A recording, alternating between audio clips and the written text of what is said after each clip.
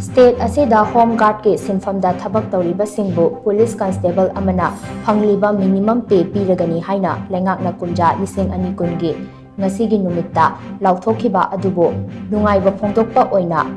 pangthoklaga lakkhiba Remembrance of Enhancement of Pay Day gi thouram ngasi GM Hall da pangthokkhre Manipur Home Guard Employee Welfare Association amasung Welfare Scheme Committee na sillaga pangthokkhiba thouram aduda Association asigi President Mangi Vice President Singh amadi tongan ba battalion gi lujinba singna Presidium member oina saruk yakhe thouram gi saruk ama oina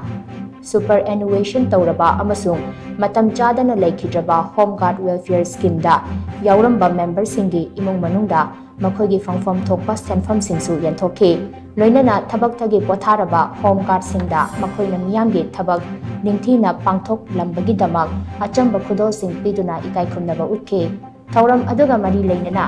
Manipur Home Guard Employee Welfare Association ki President Yanglem Mangi na hai Manipur gi oina Home Guard lising anirom lairiba asina law and order ngakpagi thabakta achauba thodang lauraga lakki leingak na makhogi pifam thokpa DA amasung ration money matam chana pithokpiyo masiga iroinana Home Guard ki personal singnasu masagi mathau khangna miyamgi thawal tawnaba mangi na makhatana appeal tawkhi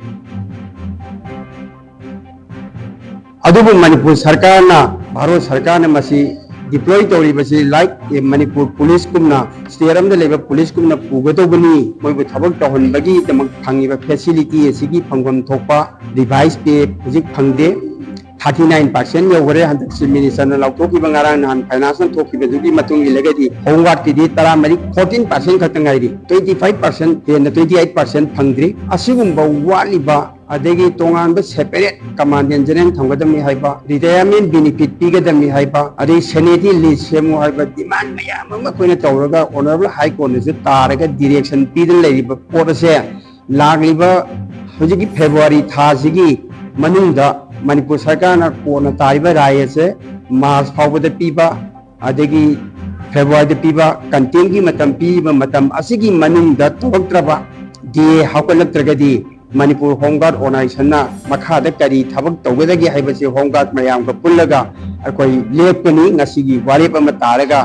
tawgadaba thabak thoram sing ado lepani adugi damta ngasigi numit se yamna maruiba numit amani haina laujaba